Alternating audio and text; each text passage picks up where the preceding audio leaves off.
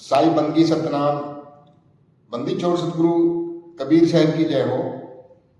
आज हम जानेंगे सतगुरु नितिन साहब जी से एक सत्संग के माध्यम से कि संसार के अंदर गुरु लोगों की कमी नहीं है। हर शहर में, हर गांव में, हर गली में आपको कोई ना कोई गुरु मिल ही जाता है। लेकिन जितने भी गुरु लोग हमें मिलते हैं तो हमें वो जो भी वो गुरु करता है वही शिष्यों को बताता है। अगर वो गुरु जपी है, अगर गुरु मंत्रों का जाप कर रहा है तो अपने शिष्यों को वो मंत्र ही जाप देगा। अगर तपस्वी है, अगर आपका गुरु तपस्वी है तो आपको तपस्या के लिए बोलेगा। अगर आपका गुरु पूजा पाठ करता है तो उनके शिष्यों को भी वो पूजा पाठ के लिए ही बोलेगा। लेकिन एक आत्मज्ञानी गुरु ही है जो जिन्होंने आत्मा का अनुभव कर लिया है और आत्मज्ञान उनके पास है। सतगुरु कबीर साहब जी ने भी आत्मज्ञान की, इस मूल ज्ञान की महिमा गाई है।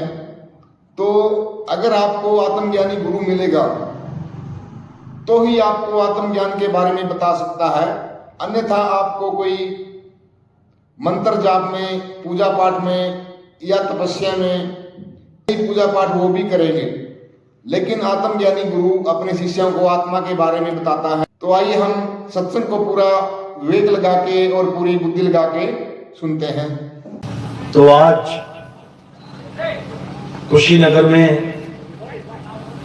परमपिता परमात्मा के मूल ज्ञान का प्रचार होने जा रहा है।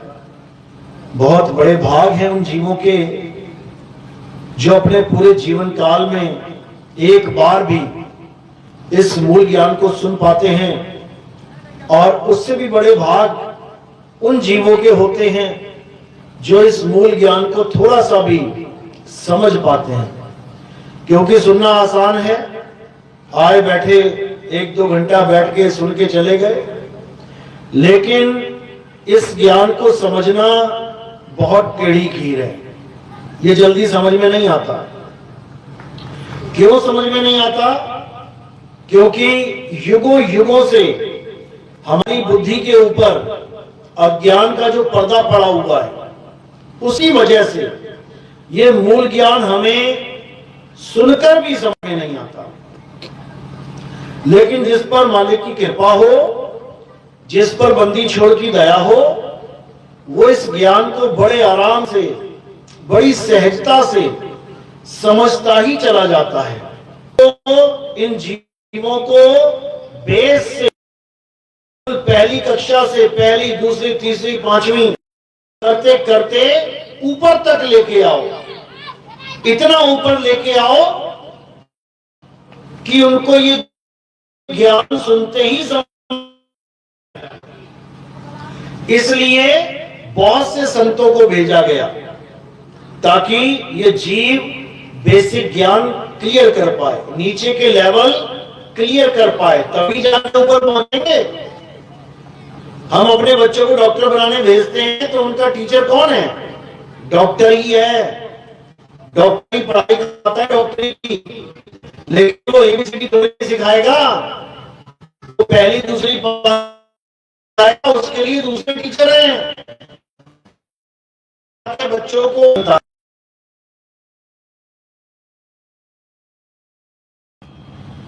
चाहे किसी का गुरु सतगुरु वाला हो, चाहे किसी का रामपाल, किसी का जय गुरुदेव, भाग हैं आपके कि आपके जीवन में कोई गुरु आया, क्योंकि गुरु से ही ज्ञान प्राप्त होता है। कौन देगा ज्ञान? गुरु ही तो देगा। तो क्लास, स्कूल कोई भी हो, शहर में कोई भी स्कूल हो, आपका बच्चा अगर स्कूल जाने लग गया तो धन्य भाग हैं आपके। क्यों? अब बच्चा ट्रैक पे आ गया, अब पटरी पे आ गया। धीरे धीरे पहली, दूसरी, 5वीं, 10वीं, 12वीं, चाहे किसी भी स्कूल में करे, उससे कोई, क्योंकि जब डॉक्टर बनना होगा कई जगह पहुंच जाएंगे। मेडिकल कॉलेज कहीं कहीं पे होता है, और वहां पर जो बच्चे पहुंचते हैं, पता नहीं कौन कौन से स्कूल, शुक्र मनाओ कि तुम हो। अब सारी में आगे भी बढ़ना है, तो जो करने का ज्ञान है वो आज आपको अच्छे से समझाया जाएगा कि आगे कैसे बढ़ा जाता है। आगे बढ़ने के लिए जो वस्तु है वो आपको आज समझाई जाएगी कि आगे कैसे बढ़ते हैं। तो सत्संग शुरू करने से पहले परमात्मा के नाम आएंगे और फिर सत्संग शुरू करेंगे।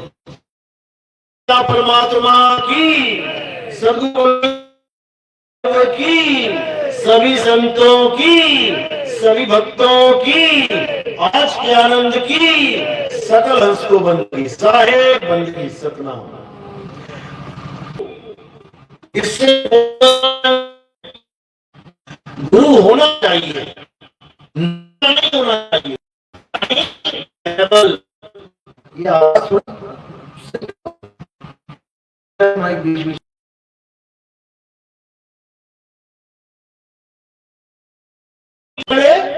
अपनी अपनी ठौर शब्द विवेकी पारखी सो माथे का मोर। यानी हमारा गुरु किसी भी ठौर पे है, हमने बस ये जानना है कि हमें ठौर कौन सी दी जा रही है, क्योंकि गुरु के द्वारा ही ठौर मिलेगी। पहली क्लास का गुरु तुम्हें पहली का ही सर्टिफिकेट दे सकता है, 5वीं का नहीं दे सकता। 5वीं का गुरु तुम्हें 5वीं तक का सर्टिफिकेट दे सकता है, 10वीं का नहीं दे सकता। और 10वीं का गुरु तुम्हें 10वीं का सर्टिफिकेट दे सकता है, 12वीं का नहीं दे सकता। यानी हर गुरु अपनी अपनी ठौर का ज्ञान तुम्हें दे रहा है। अब तुमने ये विचार करना है कि कौन सा ठौर मेरे गुरुदेव का है, बस हर चीज समझ में आ जाएगी। तो कितने ठौर हैं यहां पर? बहुत सारे ठौर हैं। कैसे? जैसे कुछ गुरु हैं सबसे लो लेवल, सबसे निचली ठौर, वो क्या करवाते हैं? वो भूत प्रेतों का, वो तंत्र विद्याओं का, वो कब्रिस्तान में, शमशान घाट में साधनाएं करवाते हैं। ये भी साधनाएं गुरु इसमें भी बनाया आपने, लेकिन ये बिल्कुल नीचे से नीचे लेवल का है। यानी भूत प्रेत की पूजा करवाने वाला गुरु मिल गया। अब जिसकी पूजा करोगे वास होगा, वो सब भूती प्रेत लगते हैं। अब उससे ऊपर का गुरु कौन है? जो पितरों की साधना करवा दे, जो देवताओं की साधना करवाए, पितर पुजवाए, देवता पुजवाए, वो उससे ऊपर का ठौर है। नाम जपवाए। ये राधे राधे त्रिगुणों को भी, यानी सतोगुण, रजोगुण, तमोगुण, यानी ब्रह्मा विष्णु महेश की पूजा ना करवाए, उनसे ऊपर जगत जननी की पूजा करवाए, अष्टांगी माया की पूजा करवाए। बहुत से गुरु ऐसे हैं जो केवल जगत जननी की पूजा करते हैं। ब्रह्मा विष्णु महेश को तो उनका पुत्र कह के बता देते हैं कि ये तो पुत्र है उनके, छोड़ो इनको, माता की पूजा करो। नहीं तैयार, देखो चीख मार रहे, सुना सुन लिया आपने? तो क्या बोल रहे हैं? समझ लो कि अपने शिष्य को भी विवेकी बनाएगा। इसलिए आपने कहा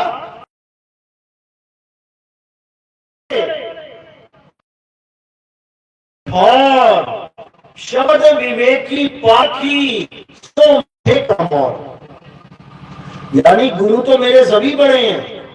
कोई राधा स्वामियों का चेला है, अच्छी बात है, नमस्कार है उन गुरु को भी। कोई बाबा जय गुरुदेव का शिष्य है, नमस्कार है उसको भी। कोई रामपाल जी का, कोई किसी भी महाराज का शिष्य है, नमस्कार है भाई। क्यों? क्योंकि वो भी परमात्मा को पाने के लिए गुरु धारण करके बैठा है। यानी वो भी स्कूल में एडमिशन लेकर बैठा है ताकि मैं भी बन जाऊं। लेकिन वो इतना समझना है कि जिस स्कूल में, जिस क्लास में तुम हो, वो गुरु तुम्हें डॉक्टर बना सकता है या नहीं, बस इतना सा काम करना है। अब उसकी पहचान बता रहे हैं कि कौन सा गुरु तुम्हें डॉक्टर बनाना है। गुरु तो सारे हैं। गुरु तो तुम टीवी ऑन करोगे, गुरु गुरु गुरु, सुबह से लेकर शाम तक गुरु ही मिलेंगे। तो टीवी में, यूट्यूब में लिख दो केवल गुरु, देखो 50,000 गुरु तुम्हारे सामने रहेंगे। कौन इन गुरुओं में? पूरा गुरु कौन है, कैसे पहचानोगे? उसका एक उसकी पहचान है। कैसे पहचानेंगे? वाणी के द्वारा। वाणी से पहचानिए साधु चोर की हाट, और अंतर की करनी से और निक से मुंह की बात। कहते हैं ई ई उ। आदि मानव ने जब आदि मानव इस दुनिया में आया तो बिना कपड़ों के नंगा आया। कोई घर नहीं, कोई मकान नहीं, कोई दुकान नहीं, कुछ नहीं। जानवरों की तरह रहता था जंगल में। ये भी नहीं पता था कि आग कैसे जलाते हैं। जब पत्थरों से शिकार करने लगा तो पत्थर से पत्थर टकराया, खोज करी। आग की खोज करने के बाद भी ये नहीं पता इसका नाम क्या रखूं। क्यों? क्योंकि अक्षर ही नहीं है। क्या नाम रखेगा? अक्षर ही नहीं है। एक कुत्ते ने पानी को देखा तो क्या नाम रखेगा? अक्षर ही नहीं है उसके पास। धीरे धीरे बुद्धि विकसित हुई। मुंह से निकलने वाली हर आवाज को लिपिबद्ध किया गया, अक्षर बनाए गए। अपने जितने साथी थे उनको सिखाया गया। कोई नाम जप रहा है उसको छुड़वा दे, उसको छुड़वा दे, सारे नामों को छुड़वा दे। कुछ नहीं जपना है। तो करना क्या है? अपनी आत्मा को जानना है। अपनी आत्मा को जानना है। प्यास लगती है तो क्या करते हो? पानी पानी जल वाटर जपते हो क्या? भाई तुम्हें सारे नाम याद हो। पानी के नाम भी जप लोगे तब भी गला गीला नहीं। पानी के नाम भी जप लोगे तब भी गला गीला नहीं होगा। आत्मा ही सत्य है, सनातन है। आज जो हम कहते हैं कि हम सनातनी हैं, आज जो हम कहते हैं कि हम सनातनी हैं, एक सनातनी नहीं है, एक सनातनी नहीं है। ये पत्थर पूजने वाले सनातनी नहीं होते। ये भगवान के पहन के नदी में डुबकियां लगाने वाले सनातनी नहीं होते। मिलेगी उससे मैं करो। हम जो कर लाया जा रहा है वो सनातन के साथ है या सनातन? क्या लिखा है अध्याय 2:24? आत्मा का ज्ञान लेके बैठे हो अब तो समझ जाओ। आत्मा का ज्ञान लेके बैठे हो अब तो समझ जाओ कि आप सनातनी हो, अन्यथा आप सनातनी नहीं हो सकते। पूरा नहीं करेगा। बोला था कि नहीं? उसके बाद क्या हुआ? उसके बाद इंद्र भगवान आ गया।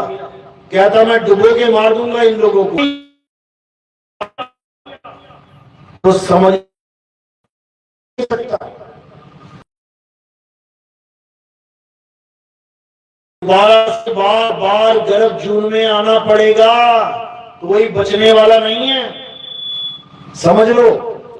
तो इसीलिए कबीर साहब समझा रहे हैं कि सोई गुरु पूरा कहावे, 2 अक्षर का भेद बतावे, एक छुड़ावे। ये सारे पूजा पाठ हवन यज्ञ, ये सारी जितनी भी चालीसा जो भी आरतियां गा रहे हो 52 अक्षरों में, सब छोड़ दो।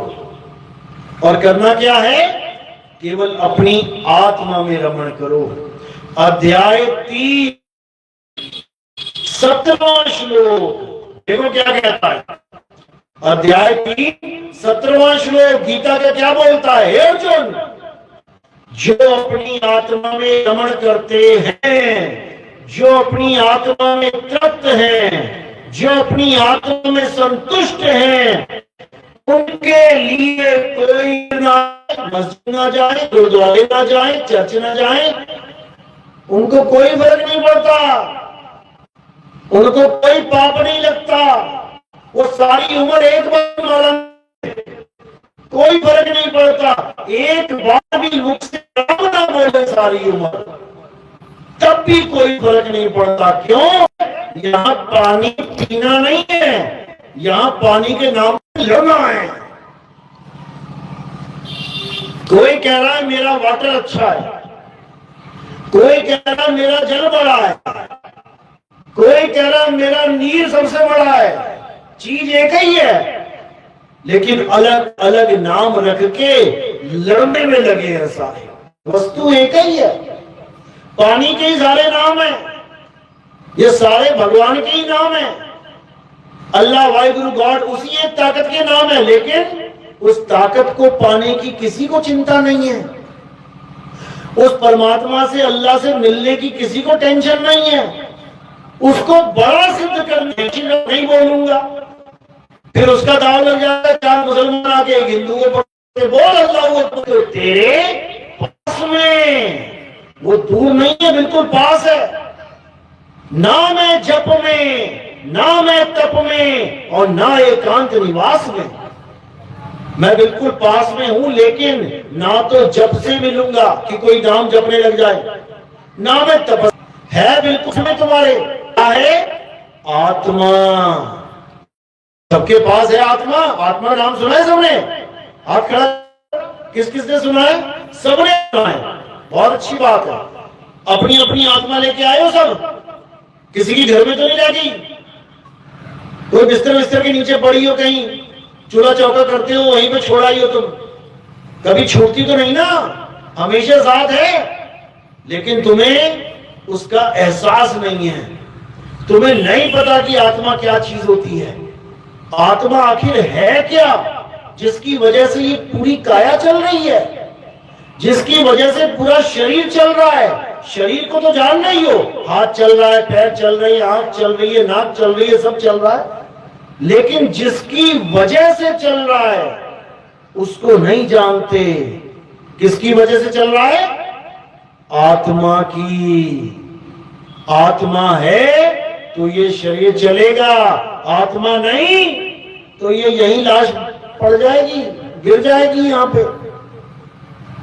तो जिस आत्मा की वजह से तुम सारे काम कर रहे हो, खा रहे हो, पी रहे हो, चल रहे हो, भाग रहे हो, नाच रहे हो, गा रहे हो, सारे काम आत्मा की वजह से हो रहे हैं।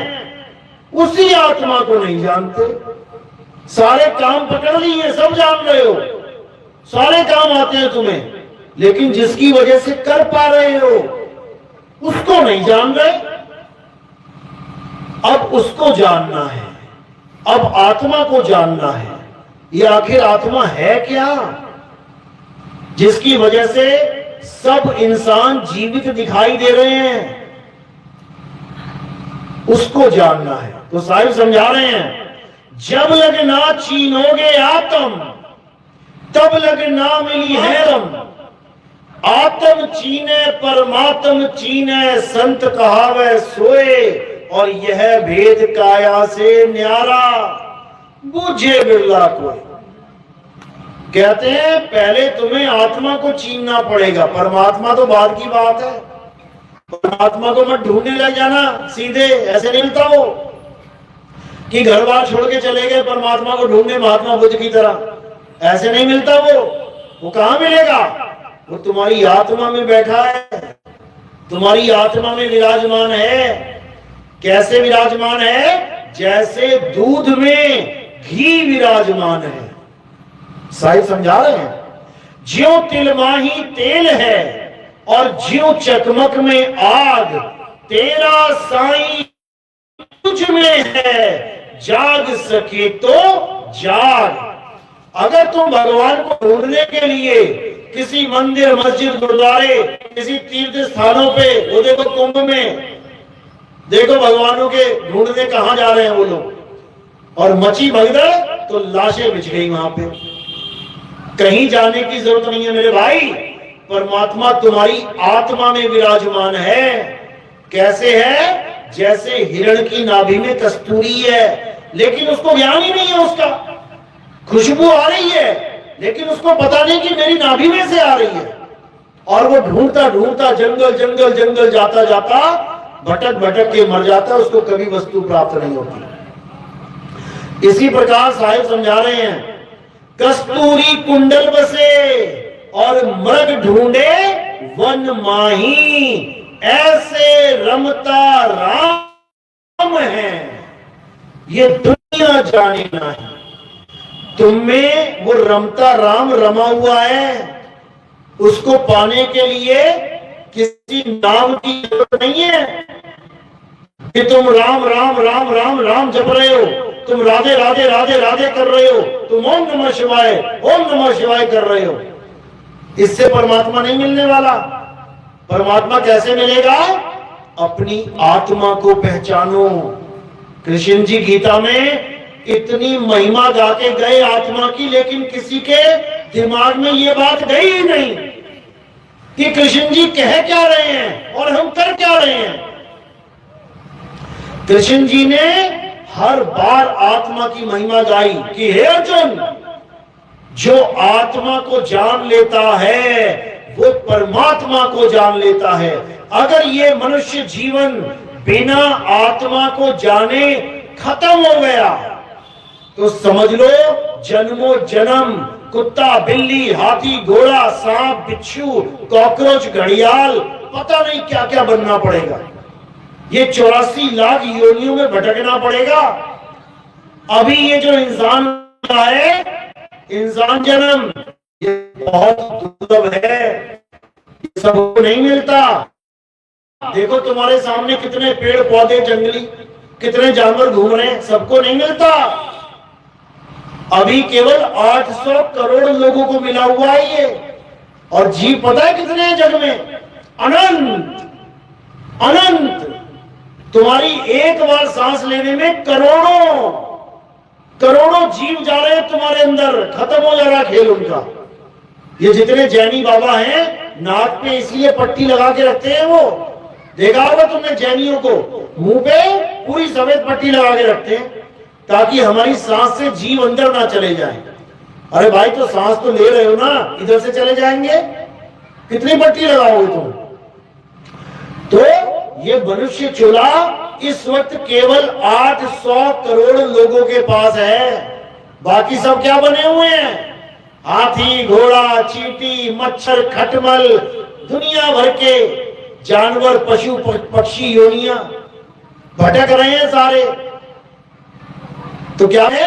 इस मनुष्य चूल्हे को बर्बाद होने से बचाना है। कैसे बनेंगे? आत्म ज्ञान के द्वारा। तो कबीर साहब समझा रहे हैं, जल में नीन प्यासी मोहे देखत आवे हासी, आत्म ज्ञान बिना नर भटके, कभी काबा कभी काशी।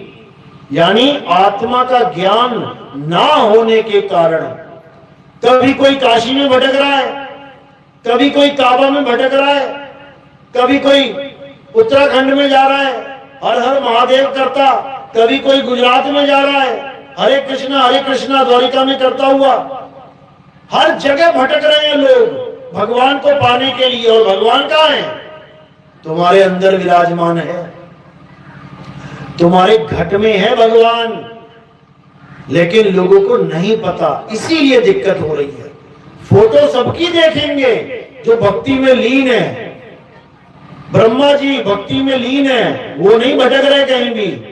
विष्णु जी शेषनाग के ऊपर बैठे हुए हैं, भक्ति में लीन है, वो नहीं भाग रहे कहीं पे।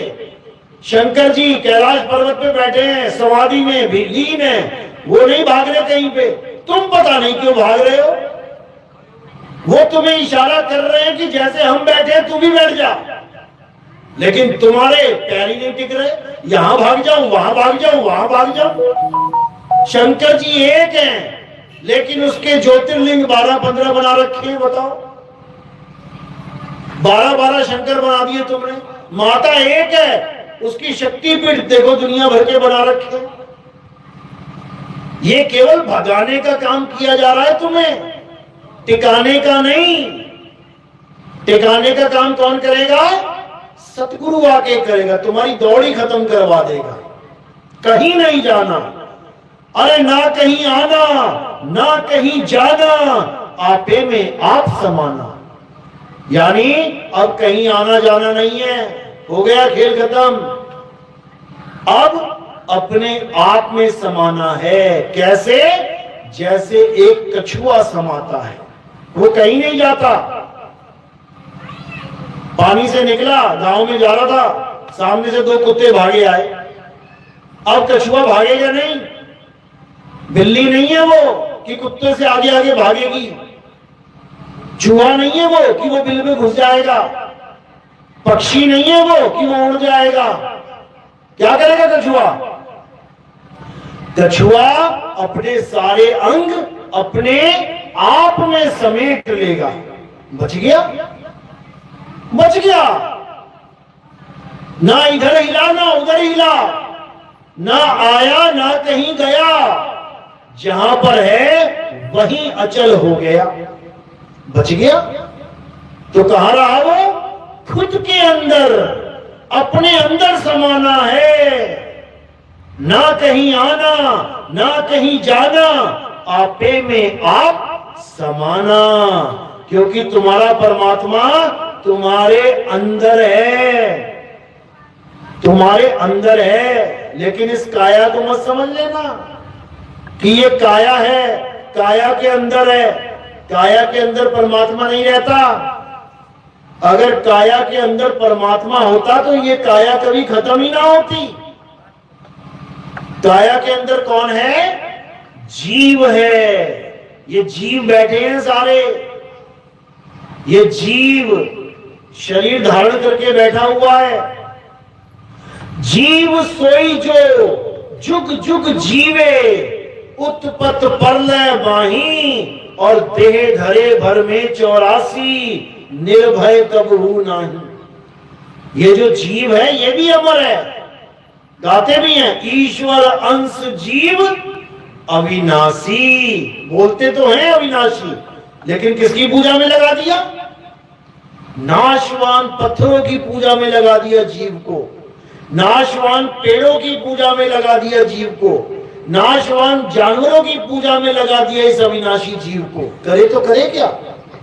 पीपल पूज रहा है, बरगद पूज रहा है, अरे तो पेड़ कट के गिर जाएंगे, नीचे सूख जाएंगे। तुलसी पूज रहा है, खत्म हो जाएगी। खुद अविनाशी है और नाशवान वस्तुओं की पूजा कर रहा है। यही अज्ञानता है। जीव अविनाशी है तो अविनाशी की ही पूजा करे, तब कल्याण होगा। और अविनाशी कौन है? आत्मदेव अविनाशी है, जिसका ये जीव एक अंश है। आत्मदेव को पूजना है, और जो आत्मदेव को पूज लेते हैं, कृष्ण जी साफ समझा रहे हैं, हे अर्जुन, मेरा स्वरूप ये इंसान का नहीं है, ये आदमी स्वरूप नहीं हूं मैं। कोई गलती से मुझे आदमी ना समझे कि कृष्ण जी आदमी है, राधा औरत है। ये आदमी तो एक चोला है, मिट्टी है। ये मिट्टी मैंने धारण की है, तो तुम्हें दिखाई दे रहा है कि मैं आदमी हूं। मैंने मछली की मिट्टी भी धारण की है, मछली भी बन के दिखाया मैंने कछुए की मिट्टी भी धारण की है, दूसरा अवतार कुर्म अवतार। मैंने वराह यानी जंगली सुअर की भी मिट्टी धारण की है। दोनों दांतों पे पृथ्वी उठा के लेके आए कि नहीं? चौथा अवतार मैंने आधा आदमी आधा जानवर शेर की भी मिट्टी धारण की है। तो मुझे कोई गलती से मछली, कछुआ, वरा और ये जंगली शेर मत समझने लग जाना। ना मैं मछली, ना मैं कछुआ, ना मैं वरा, ना मैं आदमी, ना मैं औरत। मैं ये शरीर नहीं हूं। मैं कौन हूं? हे अर्जुन, मैं आत्मा हूं, अविनाशी हूं। ये लीला करने के लिए मैं शरीर धारण करके आया हूं। और तुम भी आत्मा हो, शरीर नहीं हो। अपने आप को आदमी औरत मत समझने लग जाना। आदमी औरत से परे है तुम्हारा स्वरूप। समझ लो, ना हम नर हैं ना हम नारी हैं। नर और नारी क्या है? ये 5 तत्व के कपड़े हैं। ये नर और नारी, ये 5 तत्व के कपड़े, ये सब कपड़े पहन रखे हैं आपने मिट्टी के, और सब यही कपड़े दफन करके चले जाएंगे। ये मिट्टी इसी में मिल जाएगी, मिट्टी में। तुम कौन हो? तुम आत्मा हो। तुम कहां मिलोगे जाके? ये किसी को नहीं समझ में आ रहा।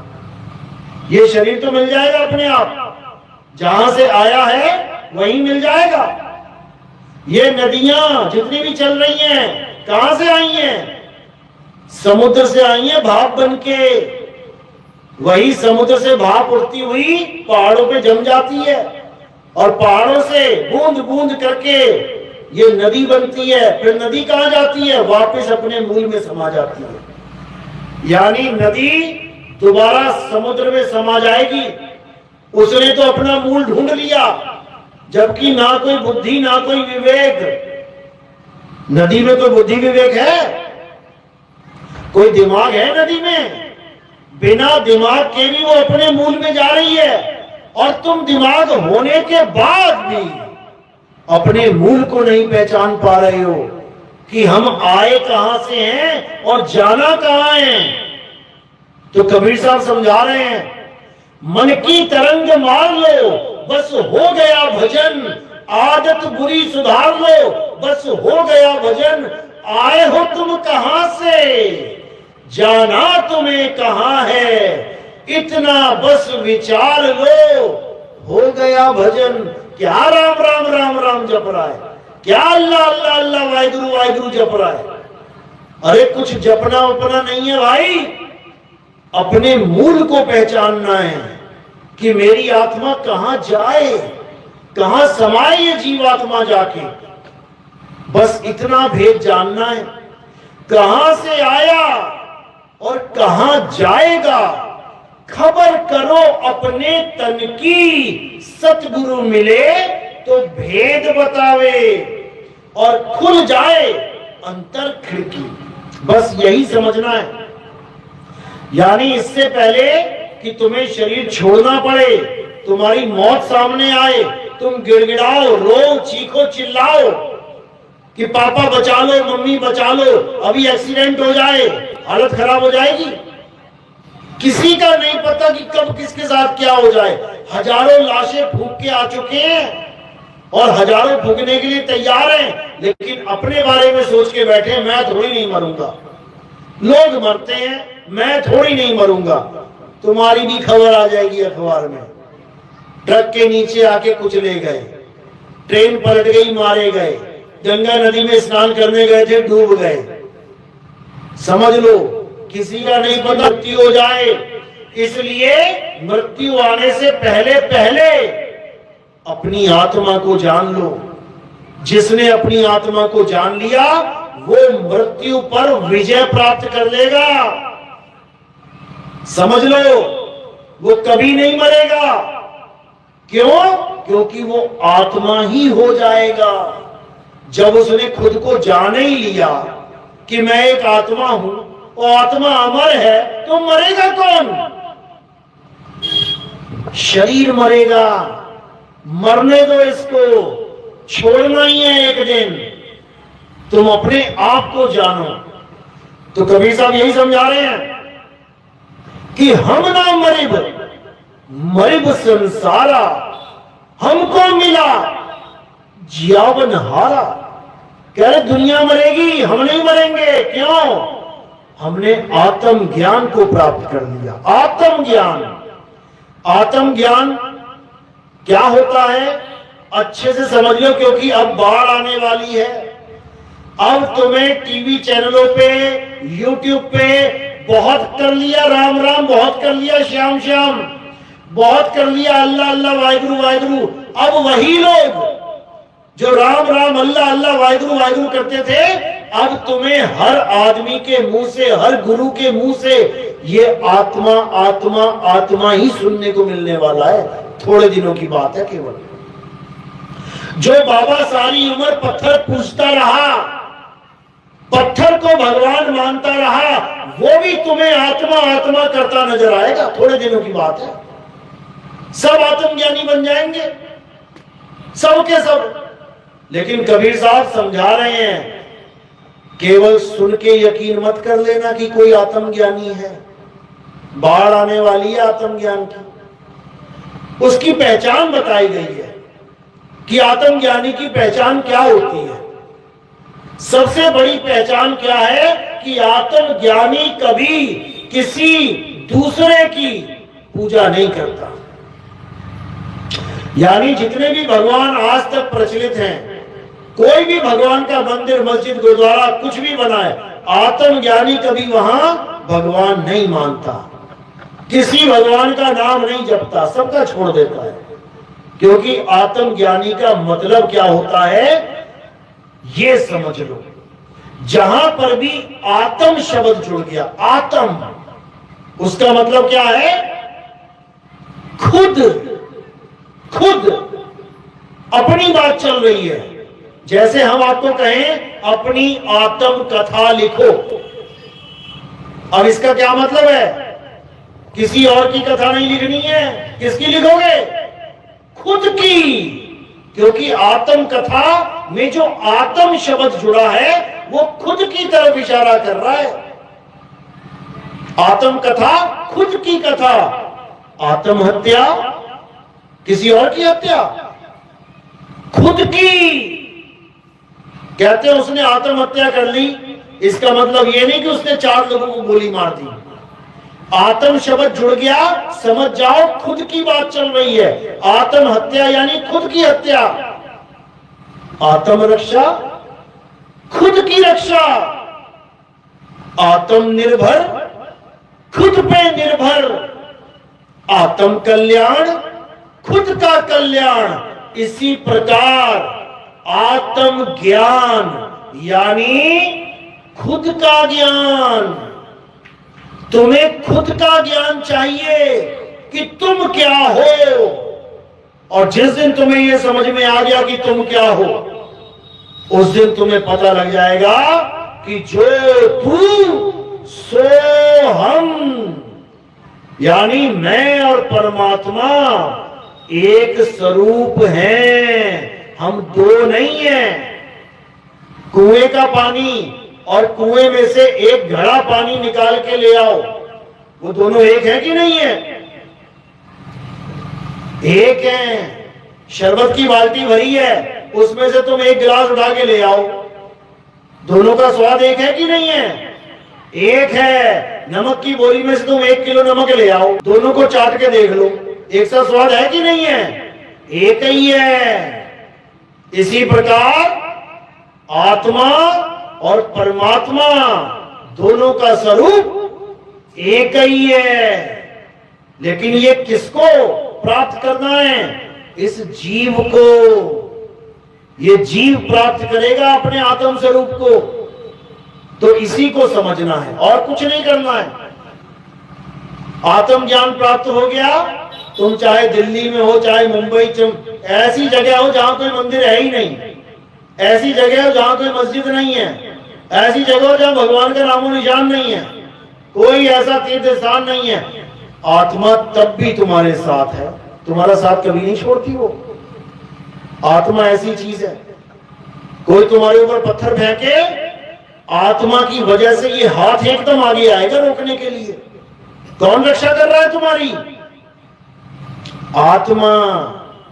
और तुम सोचो नहीं मैं हाथ आगे नहीं करूंगा, राम जी रक्षा करें मेरी, तो नाक पे पड़ेगा पत्थर आगे सीधे, समझ लो। किसी और पे आस लगाओगे मारे जाओगे। खुद पे विश्वास करो। सारे काम कौन कर रहा है? तुम्हारी वजह से ही सारे काम हो रहे हैं। ना कोई राम जी काम कर रहे हैं, ना हनुमान जी, ना कोई भगवान, ना कोई अल्लाह, ना कोई वाहिगुरु। याद रखो, जो तुम सोच के बैठे हो कि मंदिर में भगवान होता है, मस्जिद में अल्लाह होता है, रात में ताला लगा के आते हैं सब वहां पे पंडित जी, मौलवी ताला लगा के आता है। किसी को ना भगवान पे भरोसा है ना अल्लाह पे भरोसा है। एक भी दरवाजा दिखा देना रात में खुला होगा, सब ताले लगा के आते हैं। क्यों? कोई गल्ला ना उठा ले जाए, कोई चोरी ना कर ले, कोई पीतल का घंटा ना चोरी करके ले जाए। भगवान पे भरोसा नहीं है कि भगवान इसकी रक्षा करेंगे। तुम्हें बोलेंगे जाओ बेटा भगवान तुम्हारी रक्षा करेंगे। अरे अपने घर की तो रक्षा कर ले पहले। अपने घर की रक्षा हो नहीं पा रही है, ताले पे भरोसा है, 3 बार खींच के देखते हैं ताला लगाने के बाद सही से लगा है कि नहीं। और जब भगवान की बात आ रही है पूजा करने की तो कह रहे हैं इसी में भगवान रहता है। सोमनाथ का मंदिर 17 बार लूट लिया गया, 17 बार। 6 बार तोड़ भी दिया गया। अगर उसमें भगवान होता तो 17 बार लुटने देता। अरे किसी एक आदमी का बता दो मुझे जिसके घर में 10 बार चोरी हुई हो, वो भी 3, 4, 5 बार में इतना होशियार हो जाता है कि अब चोरी नहीं होने दूंगा मैं। कैमरा लगाएगा, कुत्ते पालेगा, वॉचमैन रखेगा, कुछ ना कुछ इंतजाम करेगा। लेकिन भगवान के घर में 17 बार चोरी हो गई। सोचो क्यों नहीं रोक पाए? क्योंकि भगवान किसी पत्थर में, मंदिर में नहीं रहते। कहां रहते हैं? तुम्हारी आत्मा में रहते हैं। वो तुम्हारी आत्मा में विराजमान है। समझ लो, तुम्हारे सामने तुम्हारा मोबाइल पड़ा है, लेके जाके दिखाए कोई, कौन रक्षा कर रहा है इसकी? कौन रक्षा करेगा? आत्मा। और किसी मुर्दे के पास मोबाइल रख दो, फिर क्या होगा? 2 मिनट में गायब हो जाएगा। क्यों? क्योंकि आत्मा नहीं है वहां पे। समझ लो, तुम्हारी अंगूठी, तुम्हारे कान के झुमके, तुम्हारी नाक का तेल जो सोने का होता है, जीते जी कोई ना निकाल पाए तुम्हारा। और जैसी आत्मा ने छोड़ दिया शरीर को, अब बिछिया पिछिया सब निकाल लेंगे, पड़ी हुई है। तो आत्मा का ही खेल है सारा। आत्मा है तो पूजा करने मंदिर भी चली जाओगी, कल को मुसलमान बन गई तो मस्जिद भी चली जाओगी, कल को ईसाई बन गई तो चर्च भी चली जाओगी, कल को सिख बन गई तो गुरुद्वारे भी चली जाओगी, आत्मा की वजह से। और आत्मा नहीं है, जाके दिखाओ मंदिर, जाके दिखाओ मस्जिद, गुरुद्वारे। अरे जय श्री राम बोल के दिखा दो, अल्लाहू अकबर बोल के दिखा दो, वाहिगुरु बोल के दिखा दो। आत्मा की वजह से ही सारे नाम निकल रहे हैं, लेकिन कोई आत्मा को नहीं जान रहा। सब नामों के पीछे पागल हो गए हैं, सब नामों के पीछे पागल हो गए हैं। और कृष्ण जी बार बार ये समझा रहे हैं, हे अर्जुन, इस दुनिया में अगर कुछ सत्य है तो केवल आत्मा है। जिस आत्मा की वजह से हिंदू भी, मुसलमान भी, सिख भी, ईसाई भी, भगवान को मानने वाला भी और भगवान को ना मानने वाला भी चल रहा है, फिर रहा है, खेल रहा है, खा रहा है। किसकी वजह से? आत्मा की वजह से। सारा खेल आत्मा का है, लेकिन कोई आत्मा को जान ही नहीं पा रहा। मेरे गुरु ने 5 नाम दिए, मैं तो ये 5 ही नाम जपूंगा। मेरे गुरु ने 7 नाम दे दिए, मैं तो 7 नाम जपूंगा। मेरे गुरु ने राम राम दे दिया, मैं तो राम राम जपूंगा। मेरे गुरु ने राधे राधे दे दिया, मैं तो राधे राधे जपूंगा। मेरे गुरु ने अल्लाहू अकबर दे दिया, वाहिगुरु वाहिगुरु, मैं तो यही जपूंगा। जपते रहो सारी उम्र, जपो और मरो। अब बचना है तो क्या करना है? हे अर्जुन, अगर इस जन्म मरण से बचना है तो केवल आत्मा को जानो। जिसने आत्मा को जान लिया वो भव सागर के सारे बंधन तोड़ के सदा सदा के लिए मुक्त हो जाता है। अब इतना और क्या बोलें, और क्या बोले वो जो हमें समझ में आए? ये सब गीता में लिखा हुआ है। हे अर्जुन, इस दुनिया में 2 प्रकार के तत्व हैं, एक असत्य है और एक सत्य है। असत्य क्या है? जो पलता है और बिनस जाता है, जो बनता है बिगड़ जाता है, जो उत्पन्न होता है नाश हो जाता है, वो असत्य है। जो पल पल बदलता है, जो सदा एक सा नहीं रहता, वो असत्य है। तो क्या है वो? ये शरीर असत्य है। ये पेड़ पौधे, पीपल, बरगद, तुलसी पल पल बदल रही है। आज हरी है, कल सूख रही है, बदल रही है। आज छोटी है, कल बड़ी हो रही है, बदल रही है। ये असत्य है।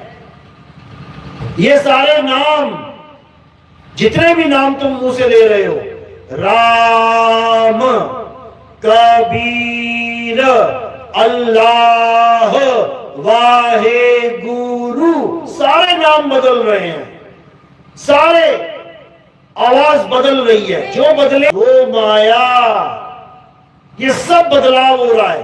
मूर्तियां ले लो, कबीर साहब की मूर्ति बनाई, आज 1 फुट की है, कल 2 फुट की, परसों 3 फुट की, 4 फुट की, बदल रही है। असत्य है। ये सारे मंदिर मस्जिद छोटे छोटे छोटे हिस्सों में बनाए गए, रोज बदल रहे हैं। एक दिन टूट जाएंगे, पुराने हो जाएंगे, खंडर हो जाएंगे। ये सब असत्य है। तो सत्य क्या है?